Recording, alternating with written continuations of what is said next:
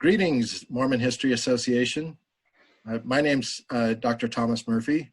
I'm coming to you from the traditional lands of the Snohomish or Snohomish people, one of the Coast Salish nations of what is now Western Washington and British Columbia. And I'm a scholar of Indigenous Mormonisms. I come predominantly from Western and Northern European ancestry, but additionally Mohawk ancestry, one of the Haudenosaunee or Iroquois nations. But many of my ancestors immigrated from Europe via the United States, Mexico, and Canada. Today I'm delighted to introduce to you a new book from Oxford University Press that just came out this year. It's on Margarito Bautista, or the Spiritual Evolution of Margarito Bautista, by Elisa Pulido. Elisa is a religious historian whose research focuses on the intersection of race and religion in the US-Mexico borderlands. She's currently a visiting scholar in Global Mormon Studies at Claremont Graduate University, and she lives in Huntington Beach with her daughter. So she's here to join us. So welcome, Elisa. Thank you very much, Thomas. Thank you so much. You want me to say a little about myself, right? Yes. Could you begin by telling us about yourself, what brought you to a career in religious studies, and what motivated your interest in Mormonism? Okay. I did want to say that I am sitting in Huntington Beach on the Bolsa Chica lands, which belong to the Tongva and sometimes called the Kizh, as the native peoples who lived here. I'm Euro-American, and we'll discuss that later, how that plays into the writing of my book. I've relied heavily on Indigenous mentors to help me not ever become tone deaf. So I had an interest in Mormonism naturally because I'm a 7th generation Mormon. So that was just, my ancestors were pioneers, the whole bit. However, I never intended to be a religious scholar. My bachelor's degree is in German. I got an MFA in creative writing, and I was looking around in 2009 for a PhD program in mythology to fuel my writing. And up on my screen popped a new chair of Mormon Studies, Howard W. Hunter Chair of Mormon Studies, Claremont Graduate University, Richard Bushman coming for 2 years. And it was like an epiphany. Oh, I'm supposed to do that. So I loved every minute of my graduate studies, and I felt like I'd come home, actually. I felt that was where I belonged. And, you know, I was trying to fuel my creative writing with mythology. You don't really have to worry about fueling your creative writing when you're doing religious studies. It's plenty creative. You can't make this stuff up. You have founding narratives. You have great miracles. You have healings and end times, and you know there's an apocalypse coming, and it's so many interesting characters. So that's how I got interested in Mormon studies. It just was the next thing to do. Well, thank you. Well, what sparked your interest in Margarito Bautista? Well, when I was in, my parents were missionaries in Mexico in 1946 at the time of the reunification of the Third Convention. And I wrote a paper on this in graduate school. My teacher loved it. He was an LDS. He loved this paper.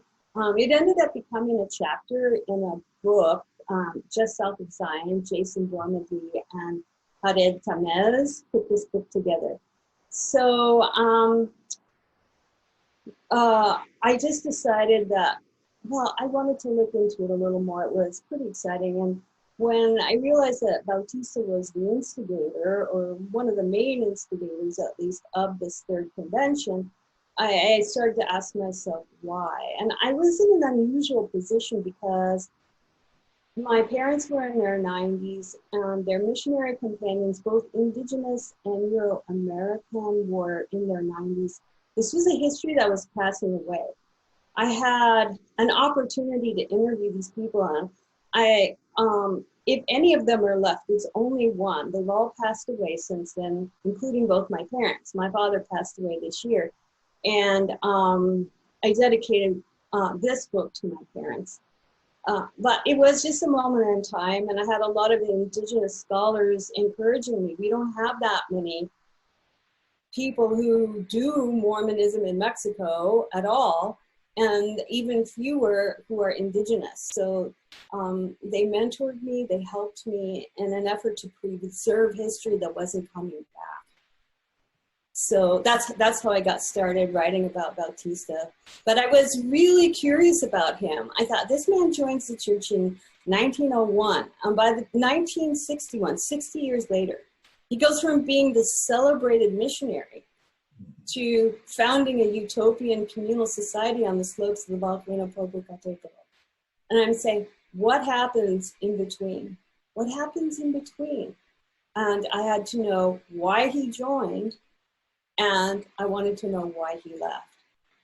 I mean, the reason why he joined was he just fell in love with the Book of Mormon narrative telling him that he was a member of the House of Israel, that he had this spiritual identity that he didn't find in other religions in Mexico. And also the reason why he left was because ultimately he decided that I guess the best way to put it is that the church was not as progressive as its canon when it came to the development of Indigenous peoples. And I say he left. He was actually excommunicated, but he did not come back. Yeah.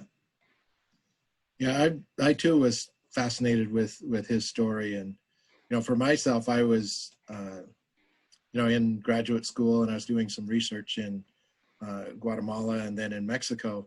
And the work I was doing in Mexico was down in Oaxaca, which is, kind of the south of Mexico City area.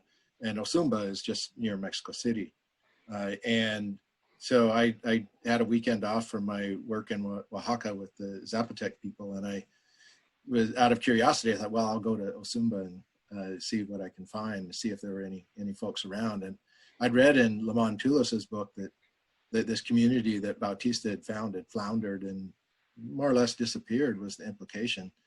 And so this was back in the mid 90s. And I jump on a bus and I head to Osumba and start asking around about, are there any Mormons around here? And they said, oh, they live over there in another colonia or nearby, So I found, walked down the street and found this Colonia Industrial, and there were several hundred people in a thriving utopian society. And I was like, wow, this is a story.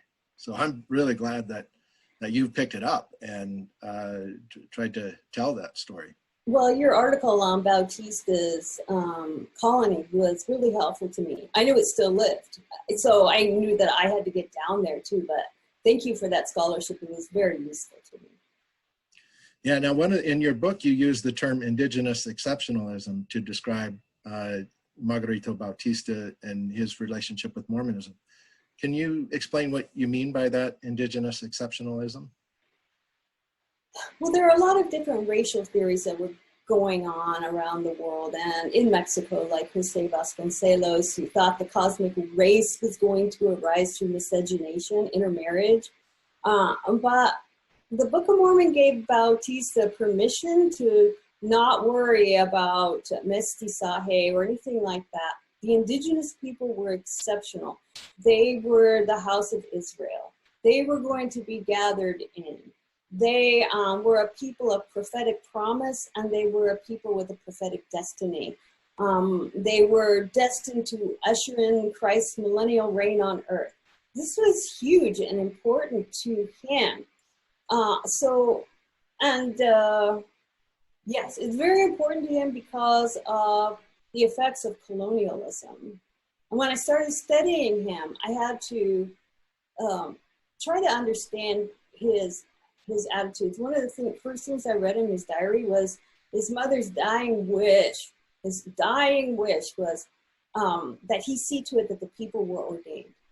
So I had to think, what was that about? And as I began to read about 4 centuries of exclusion from political and spiritual leadership, you can't be ordained, you can't be a clergy person, clergyman, or a nun, unless you could pay a certain amount of money to get in. And then there were also prejudices against, for many centuries, or several centuries there, indigenous Mexicans. So you add to that, even after the Mexican War of Independence, there's still this elite caste that are the descendants of Creoles, and they really just didn't have a voice, the indigenous peoples, at all.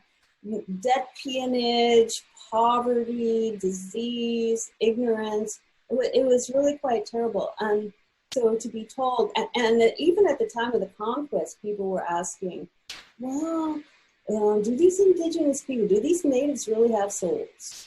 Can they contemplate?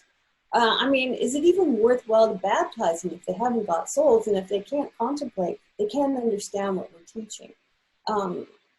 The historic facts fly in the face of that because they were so gifted at Latin and other things. But it was believed they were going to fall into heresy and lead people astray. There are lots of reasons. But for Bautista to overturn that thought, well, I'm the descendant of bloodthirsty cannibals. My people are not intelligent. My people can't be allowed authority. But to see that this narrative was absolutely delicious to him. Yeah, so you use the term deep listening to describe your method of approaching the writings of Margarito Bautista. Can you explain what you mean by that term and how this approach frames your book? Yes. I start the introduction with a quote from Malcolm X. I don't know if you noticed that, but he said that if you want to know a person, you have to understand their whole life from beginning to end. So that was the beginning there. I knew I had to understand his whole life from beginning to end. Then I was going to have to also study where he went, the places he was. He was a transnational figure who spent about 25 years in the United States and then went back. So I had to follow him through space and time. I had to look at the politics, the religion, indigenous movements, the languages he was speaking, the people he was in contact with. And fortunately for me, Bautista left hundreds and hundreds, thousands of pages of writing.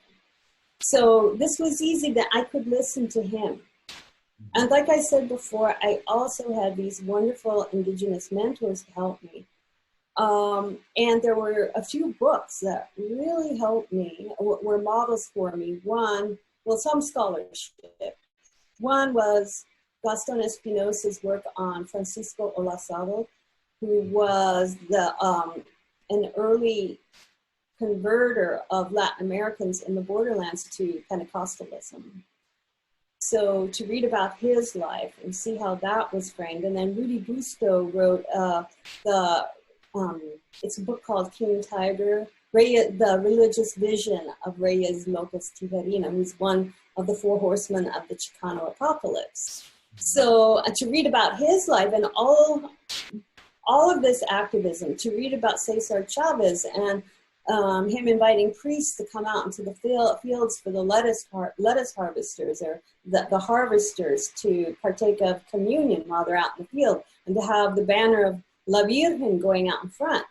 And then even the life of William Apess, all of these books, he was a minister in the colonial times of America, to read about all these people, I suddenly understood, you know, that Bautista was a Mormon chapter in the conflict between converts to indigenous converts to non-Catholic missionary movements, and the tensions between those converts and the Euro-American missionaries who converted them, who baptized them.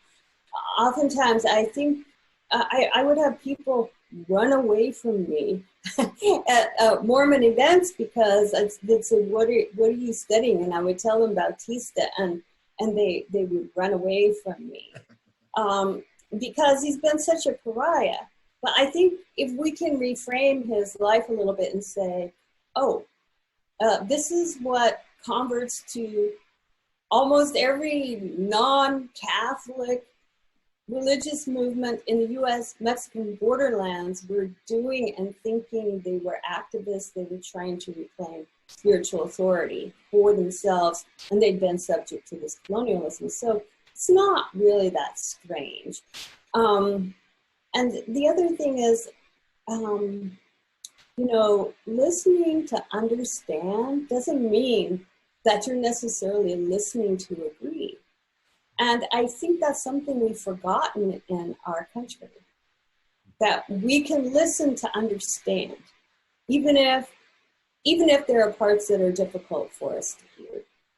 So it was listening to what he had to say and listening to my mentors, reading these other biographies and trying to contextualize him in his time. Why is he saying what he's saying?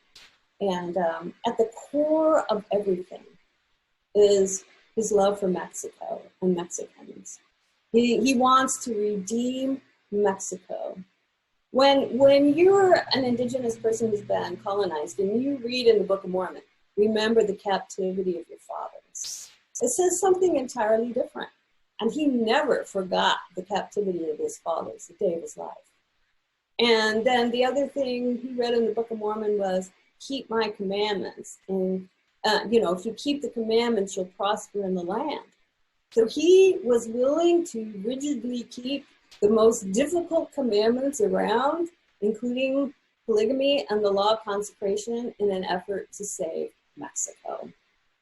He wanted Mexicans to prosper that badly. Yeah, I was really impressed with the deep listening approach that you took. I thought you were very empathetic, and you presented Bautista in a very fair light with a lot of context. And I entirely agree with you about his historical significance, because we just don't have a lot of indigenous Mormons telling their own stories in such a voluminous literature. I mean, with Bautista, he produced dozens of books and pamphlets that tell his story, and you also got into his diaries, so you got kind of that really personal side of it as well, and that, you know, that is comparable to in the U.S. context, the writings of people like William Apis or Samson Occam or Joseph Johnson, who were Mohegan and Pequot converts to Christianity. And, you know, a significant amount of work has been done on their writings, and we need something similar in Mormonism. And so one of the great contributions of your work is to paint the big picture around that literature and really set the stage for a lot more future work, I hope, from yourself and from other scholars, to kind of dig in a little bit deeper to these primary sources and help amplify his voice in an empathetic and compassionate way. Yeah, I agree with that. Thank you for saying that. I realized my biography of Bautista is a first biography, and there will be many more written, I have no doubt. Yeah.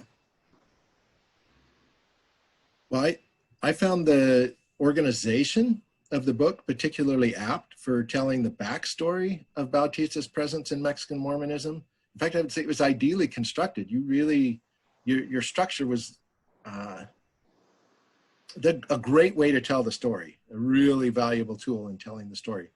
So please describe the structure in your own words and why you think it's vital to telling the story you've presented.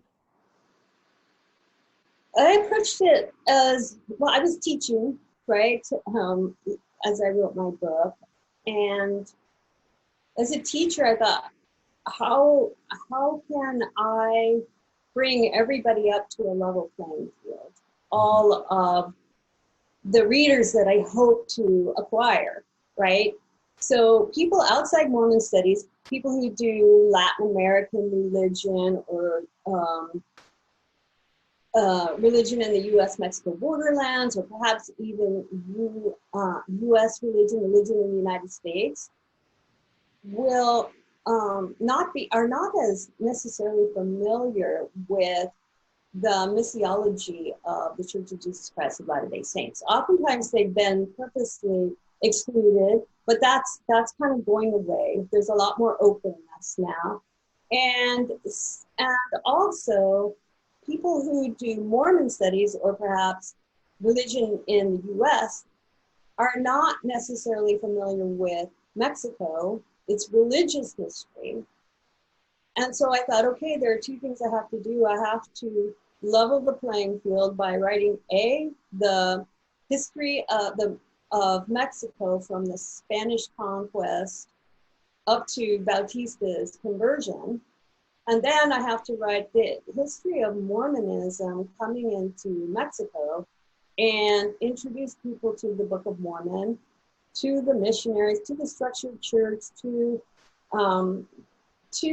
Mormonism in the 18th century, and then up in Mexico up to the 19th century. And he was baptized in 1901. So basically I had these two sets of history to cover from the time of the Spanish conquest up to the 20th century. So I had a few centuries to go through. I feel like my first chapter is, I feel kind of proud of it because I didn't find that brief an explanation for the religious history of Mexico anywhere. So it took some doing, but I feel like it's useful. I feel like it's very useful to people. And once you read that, if you don't understand the effects of colonialism on the spirituality of indigenous people, you can't understand Bautista. It will not be possible. That explains the allure of Mormonism, everything. I will say, I was planning on saying it later, but I'll say it now. And that is, when new religions come into a country, the people who bring them don't necessarily know whether the people who are accepting them are accepting them. And I was a world religion teacher, so I know the Buddha said he thought of the Four Noble Truths as a cure. They were a prescription. So when Mormonism is coming into Mexico, we have to ask, the question is, what cure are the converts looking for in this belief? What's the cure they are looking for? What can this solve for them? What is the prescription? So anyway, I will be quiet. Yeah, well, I really found that history portion quite helpful. Even as somebody who's spent a fair amount of his career looking at that material, I would say that, I studied at El Colegio de Mexico, and heard the Mexican version of this religious and social history, and what I think I saw in your book was, as you said, a very concise story of the religious and social cross currents that were at play in the Nahua community that Margarito Bautista came from. It is that intersection, with the Cristero rebellion and the anti-clericalism, that was critical in the development of the Third Convention. And I think that part's easy for a reader from the United States without a familiarity with the history of Mexico. Say, well, why are Mexicans standing up at this particular time and saying we want indigenous leadership? Well, because it was mandated by the law. Right. And they felt that Mormons, by using Anglo leaders from the northern colonies, were subverting the spirit of the law, right? Right. No, I mean, they had all kinds of rights from the Constitution of 1917 that they wanted to see put in play. Well, the country was trying to have indigenous uplift, Mexico was. So they felt their church should be interested in that too. After all, they're the one that told them they were exceptional. Right, and I think that's where, when you read the writings of Margarito Bautista, and he likes to refer to that promise that when the Gentiles shall fall away from the gospel, that the descendants of the Lamanites are going to rise up and lead the church in the latter days. And even when I was in Osumba in the 90s, that they were still quoting that scripture, and they would point out to me that, the Spanish translation is a little misleading compared to the English.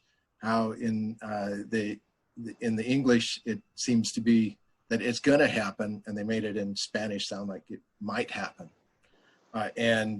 So that was still very much a part of the theology and understanding of the people in Colonia Industrial. Yeah, it's a big part of his book, his 564-page tome, La Evolución de México. So, the future of Mexico and Mexicans, his prophetic program for the redemption of Mexico. Yeah. Now, I was also particularly impressed when reading your book by the prominence that you give to the women in Bautista's life. In fact, this is more than just a biography of Margarito Bautista. It's a biography of families and networks, and women are critical to that. Can you pick a couple of these women? Tell us a little bit about them and why their lives are so critical to understanding Margarito Bautista or Mexican Mormonism more generally. Well, if I had to pick two, I would pick two of his sisters, Juana and Cata. Juana joined the church about the same time he did. Well, his whole family joined within a few months of each other, but she was one of the first ones interested with him. And from the moment of his baptism, he began proselytizing. He began, even before, he was following Aminteni around, bearing testimony before his baptism, and his sister as well. They started going around following the missionaries and testifying. That was in 1901. By 1903, Margarito Bautista had moved to the Mormon colonies and with his family. And his sister followed with her husband. And they began proselytizing indigenous Mexicans around the colonies. From there, they moved to Mesa, Arizona. He went first, and then his sister and her husband came later. I believe it was the two men who went first, and then the women came. But they began proselytizing Mexicans living in Mesa, Arizona, and started, I guess, a little congregation there. That is what he says. Then from there, in about and that was right at the time of the Mexican Revolution, so he missed the whole revolution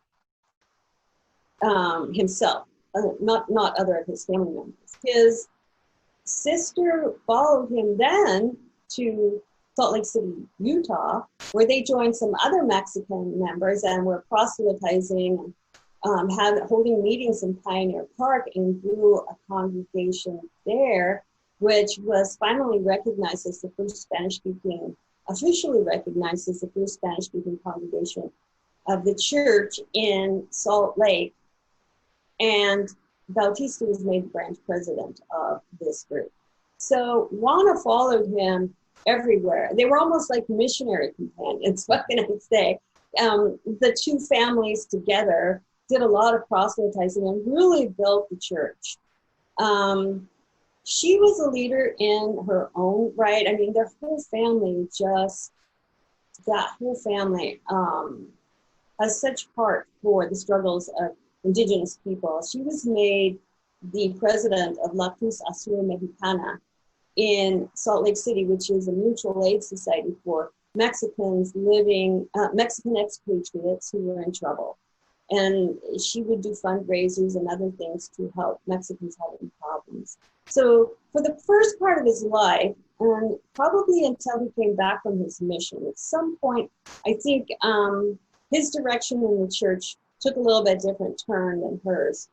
But in 1935, he returned permanently to Mexico, and he began associating with Kata again. She had not been in his life for 25 years or so. He'd been in the United States, except he probably saw her on his mission to Mexico. But after he was, first of all, excommunicated for his activities in the Third Convention, and then expelled from the Third Convention itself because of his pursuit of polygamous wives amongst the daughters of his friends. They didn't know about it and weren't pleased about it when they did find out.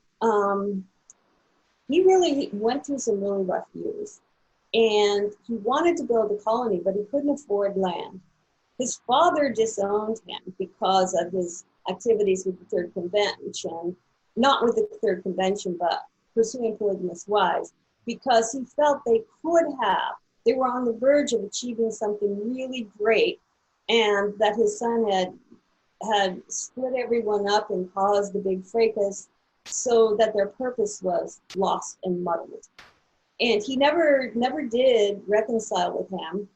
At the end of his life, he donated all of his land to Kata, and Kata is the person who kind of relinquished and sold Bautista some. Well, this land that Luz Bautista got was for services in the Zapatistan army. It was a grant to him. And she inherited this and did sell a portion to her brother for his colony very cheaply, on the condition that he would help renovate the home. So one sister kind of accompanied him on his journey into Mormonism, and the other sister helped him pick up the pieces of his life after he was excommunicated from the church and thrust out of the Third Convention. Yeah, the prominence you give their stories really enriches the whole book. And so, just my kudos for that inclusiveness in the way that you tell the story, because all too often, it's the men that get the biographies, and it's the story of the men that's told, and that larger context is left out. And I think you do an exemplary job of, making sure that the women that played critical roles in these movements are acknowledged to the extent that you could with the sources you had. Thank you. It was actually an object of mine to describe the people who had the greatest influence. Yeah, and you could see that really comes through in the book. So you describe a disturbing strangeness in the life of Bautista. Can you elaborate upon your meaning for this description?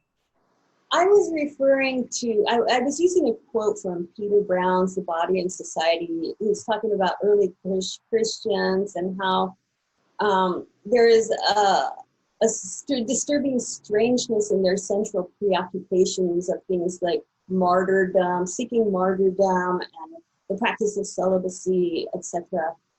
And it was actually a warning against presentism. Mm-hmm. Our lives are not their lives, right? They're living in another time, in another culture. And so it's not for us to necessarily just judge other people. Now, Bautista, as far as his disturbing strangeness goes, there were his central preoccupation, as I mentioned before, was the redemption of Mexico. And so he was really willing to rigidly adhere to polygamy. And some of his practices, like marrying very young girls, is disturbing and a little strange to us. His willingness to take on narratives that say he's going to evolve into whiteness someday. You know, to me, he was such a champion of Indigenous rights. That was quite shocking to me when I read that. But so we can't, I don't think he was happy about that, but I think that he loved the narrative of the Book of Mormon so much. And he was a Book of Mormon literalist. Yeah. If the Book of Mormon said it, he believed it and was going to live by that because he wanted the promises in the Book of Mormon so desperately. Mm-hmm. It was a lifeline for him. Yeah. Well, what audiences do you hope to reach with this book? How and why? I'm hoping to reach people in the fields that I mentioned before, who are outside Mormonism, Mormon studies, and people who are inside Mormon studies. I hope to get a dialogue going, a conversation going about, and I really know that we can add a Mormon chapter, as I said before, to Latin American religion in the U.S.-Mexico borderlands. But I think it will be useful for Mormon studies as well. Because anytime you use a new lens, fresh scholarship begins, new ideas form, and Bautista is an unusual and new lens, which I think is very, very valuable. You asked me how. Well, I'm giving this interview today thanks to MHA and you. I'm trying to promote my book, but I have seen interest. The Hispanic Theological Initiative has been very supportive, as well as many of the Indigenous scholars that I've met. And interestingly enough, scores of theological seminaries across the United States have stuck my book in their library. So I think it will be a thing, hopefully, to discuss and to know. And I think it can broaden everybody's view a little bit more about what expectations for Indigenous Americans have been, probably will continue to be. When I first started writing my book, I thought nobody's going to be interested in this. You know, we have a Black man in the White House who's doing a fine job, and probably the average American thinks that race relations in the United States are improving on a daily basis. And within a year, tensions were very high, and we were building a wall. Yeah. So suddenly it became important all over again. Quite personally, I don't think it's something we'll ever be able to forget about. If you look at the history of anti-Semitism, how many centuries, even millennia it has gone on, just tell us that it's something we always have to be conscious of, race relations. Yeah, and I think another value of your book is how you show how permeable that border is, and how people and ideas moving back and forth. That's Bautista's life story. And it's not just that, it's a Mormon story too, with the colonies in northern Mexico. And on my father's side, the non-Mormon part of my family, it's their story too, because my great-grandparents immigrated from Washington State to Oaxaca in southern Mexico. And I thought they were going to run banana plantations and get rich. And they ended up on land that the government and the railroad companies claimed and sold to them, but that still had indigenous people who likewise thought this land belonged to them. And in the case of my great-grandparents, they eventually decided it was better, they were better off coming back here, and left during the Mexican Revolution. But that permeability of the border, and then in my family, we keep going back. I went to school there. My cousins are studying, living there. So it's this back and forth that are part of the stories that a lot of people don't realize. So, we put a wall up between these countries. This is a wall between families, between different members of the same families. Yeah, it's so amazing. I think that it was amazing for me to read in Bautista's diary about how many debates he had with people of different religions. Yeah. He was making conscious choices. He wasn't a compliant ward of the Mormon church, right?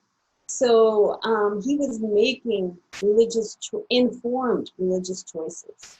And so there was this huge back and forth ideas. I mean, there's shamanism and curanderismo in California, in Arizona, New Mexico. This border that we currently have now, that we're putting a wall up, didn't exist, before the Treaty of Guadalupe. So it's imposed, and the culture said that I'm in Southern California right now, so technically I'm in Aztlan, the mythic homeland of the Chicanos.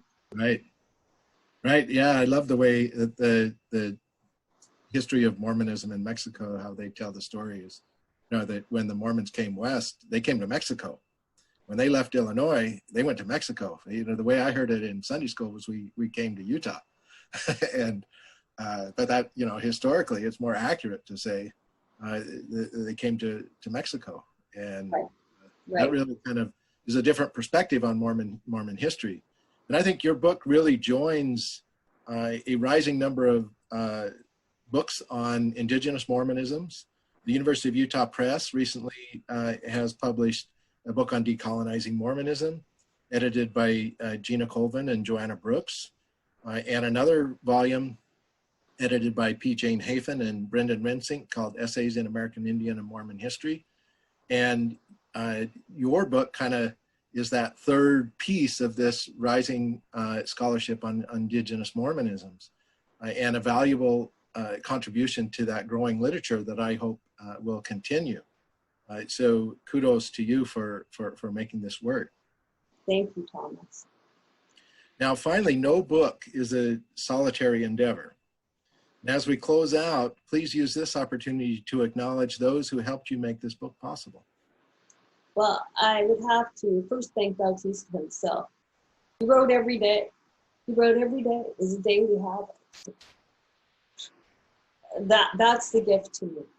And then I have to thank my brilliant and kind mentor, Gaston Espinosa, who's the chair of religious studies at Claremont McKenna, and was the chair of my dissertation committee.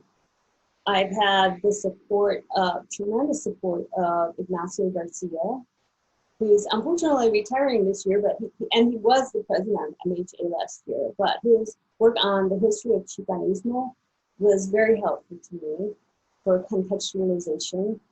I mentioned some books already that have helped me, but everybody kind of relies on Ephrem Tullis for his kind of foundational work in Mormonism in Mexico.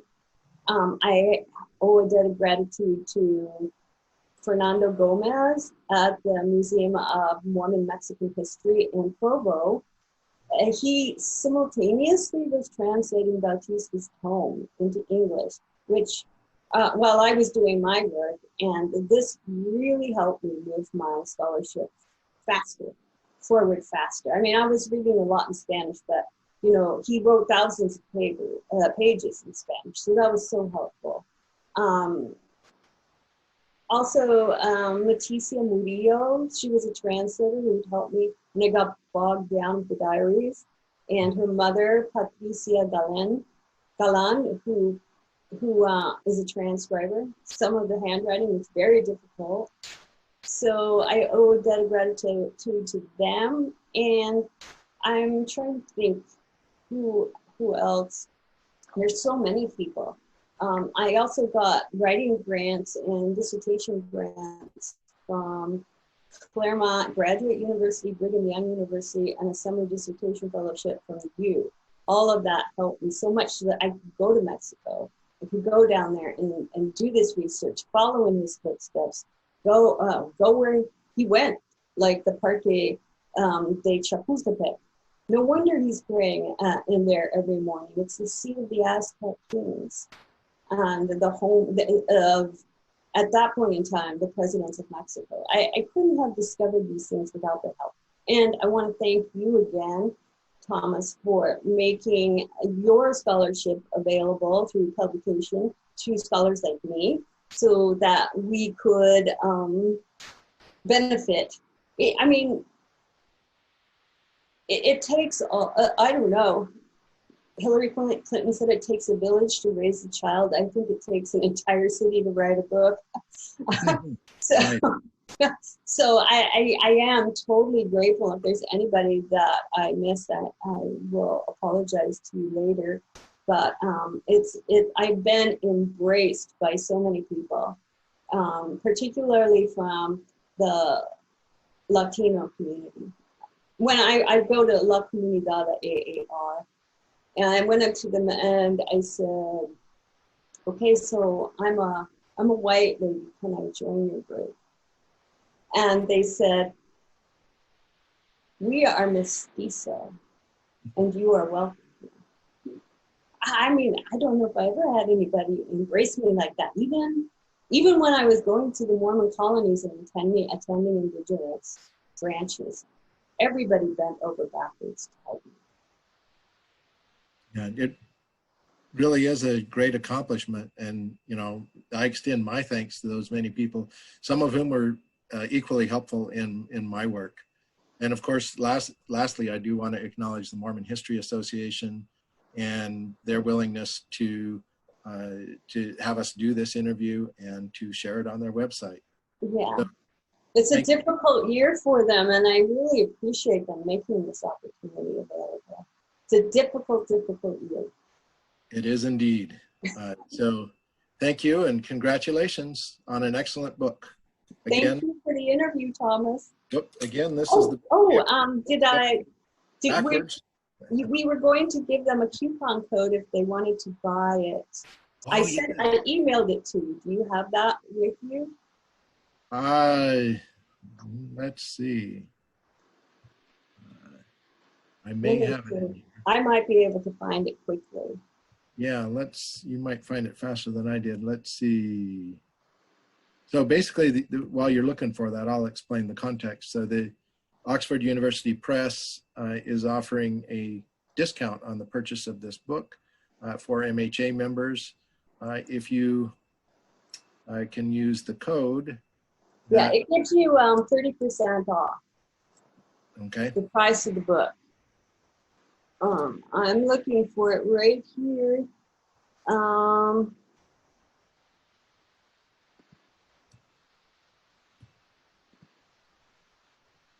Oh dear. Okay.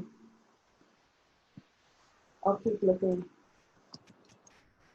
So you have to go to. Well, while you're looking, let me say one more thing about the book. You know, having spent a fair amount of time in Osumba and Mexico City and the areas where Bautista traveled, it was like a trip. Reading your book took me to those different places where, you know, it'd been formative in my understanding of the world and that region of Mexico. So I appreciated that aspect of the book too.